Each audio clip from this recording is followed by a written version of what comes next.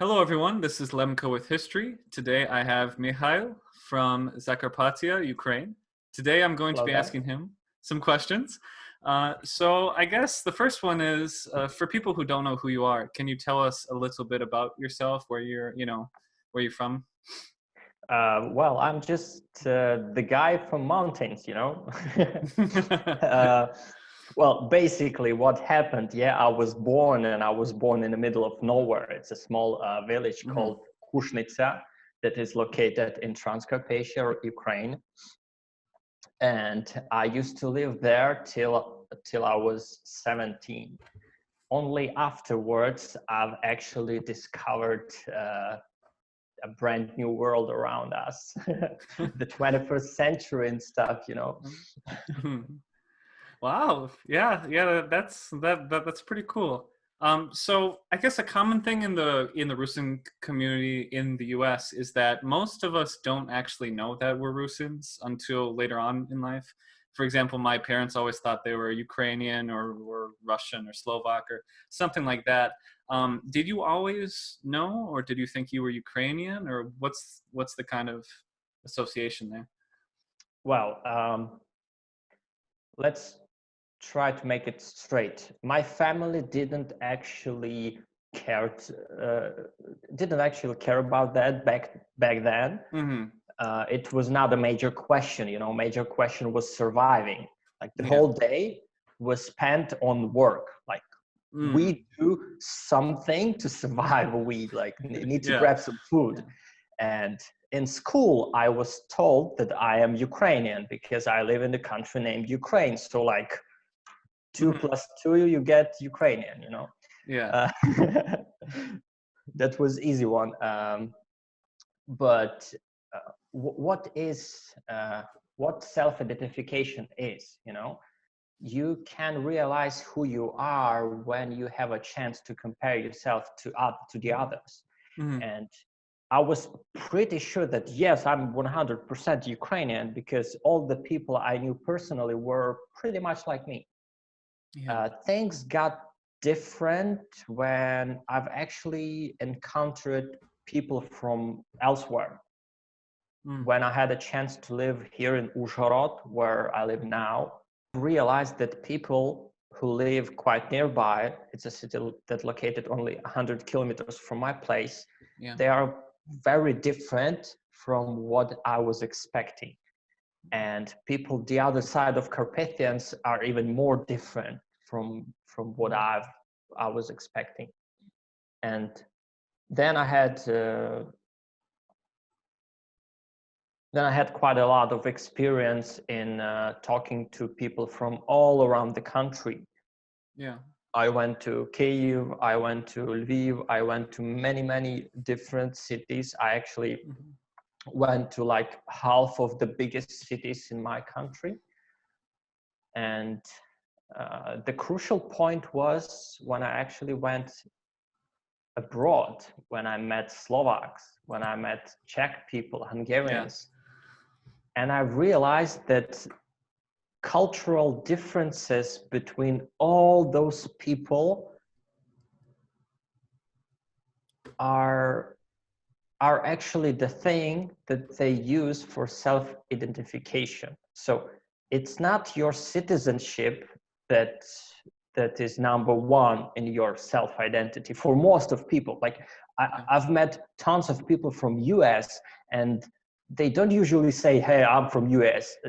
They say, I'm from California. They say, I'm from Mississippi, Yeah. because that's what's important. You Mm-hmm. cannot say just Yeah. I'm from States, because it's like an enormous country. It You have is. It a is. bunch of different cultures inside of it, and Mm-hmm. people from California point out they are from California because this is Mm-hmm. important. Mm-hmm. And after that, I've realized that yes, there is something special about my place. It's not enough to say I am from Ukraine. It makes sense to say I am from Transcarpathia, but who those people are? I've started to dig into the history, and I've encountered a lot of interesting stuff about Mm-hmm.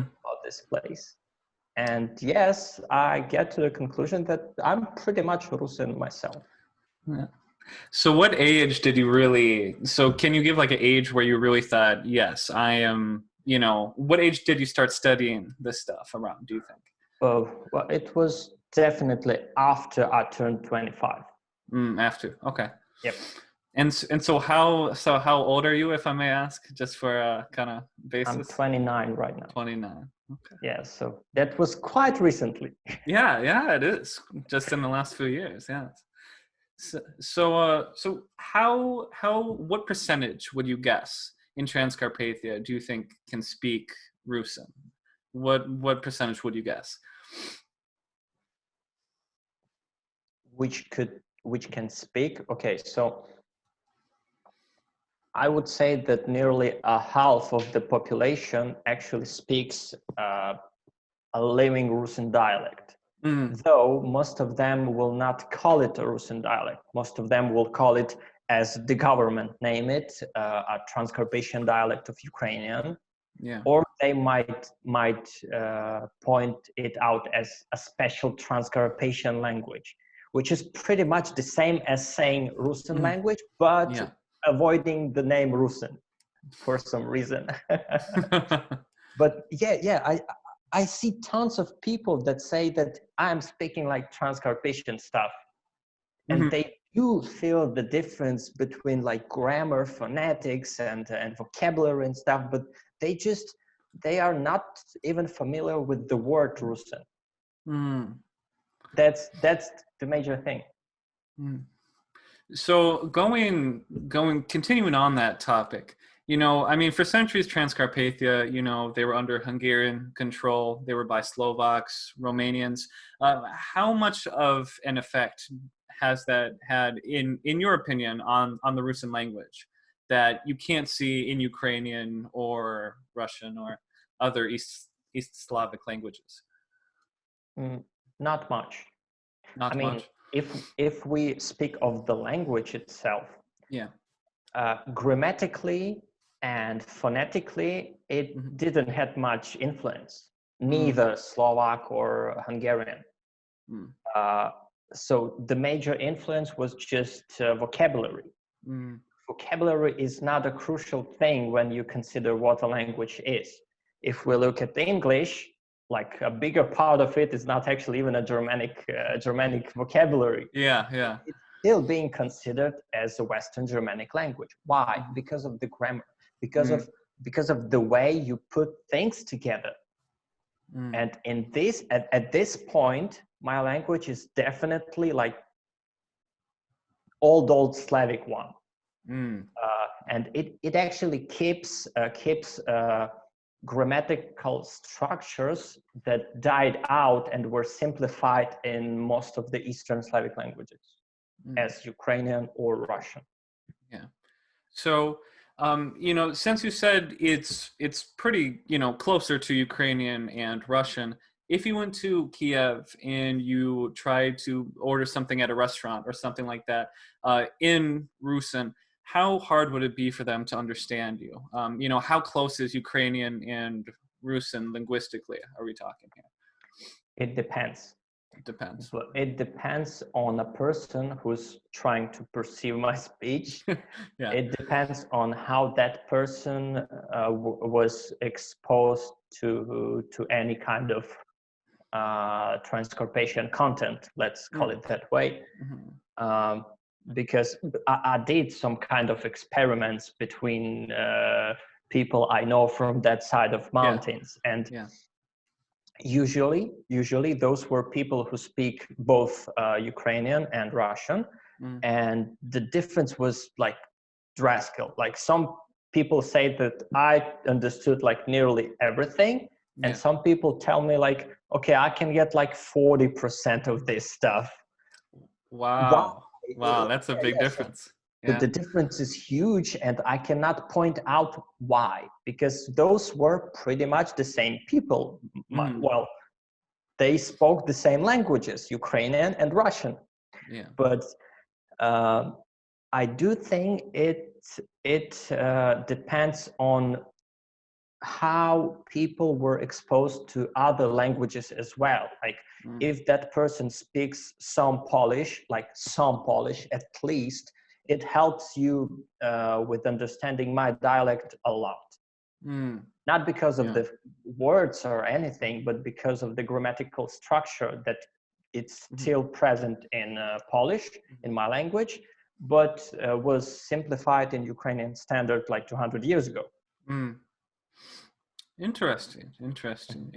And so how well can you understand Rusyns from like the Prešov region of Slovakia, or from, you know, Poland? Is it I mean, obviously it's essentially the same language, but is it kind of how hard is it for you? Like, can you just pick it up right away, or?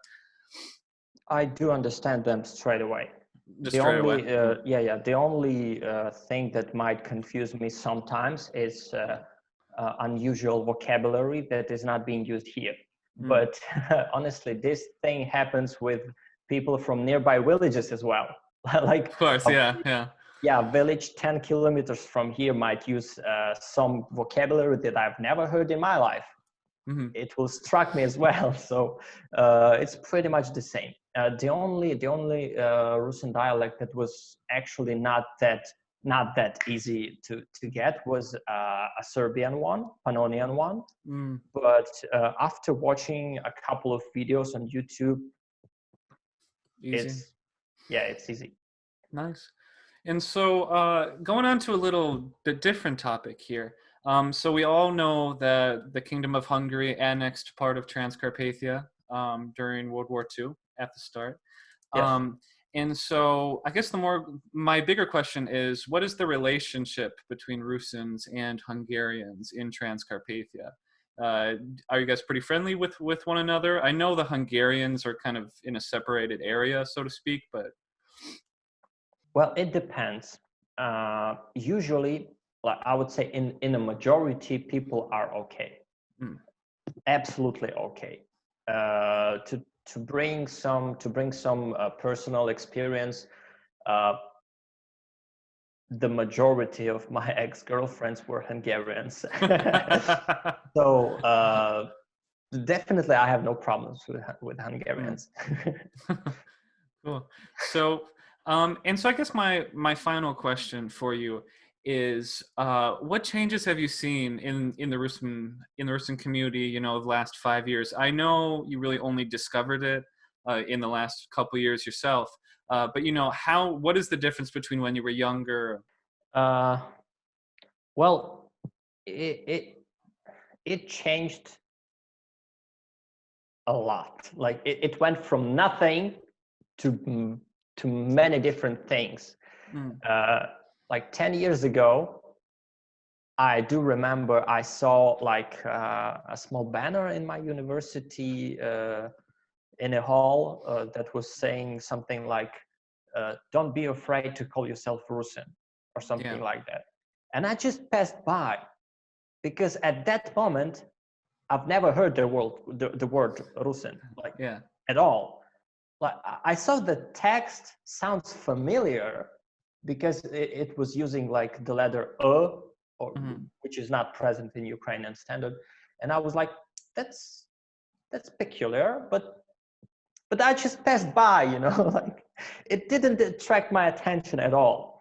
And now I see like nearly every couple months I see a new project growing up that is Russian culture based. Like a few weeks ago, I've discovered an Instagram account that is called Podkarpatska Rus, which is posting pictures from the beginning of 20th century of this place. And other people were texting me like, hey, you're so good on Instagram. And I'm like, that's not my profile, but thanks, guys. Yeah. So right now, as since I'm one of well, it's not that many people online that are promoting this language. So any project that people find is being some kind of triangulated back to me, even if I have nothing to do with that. Yeah. Where can people find and support you? That would be good if you subscribe to my YouTube channel and tell me what do you think about my culture, my language and stuff. And if you want to help me keep going with this, you can support me on Patreon. All right. Well, thank you for coming in. I appreciate it. That was fun. Thank you.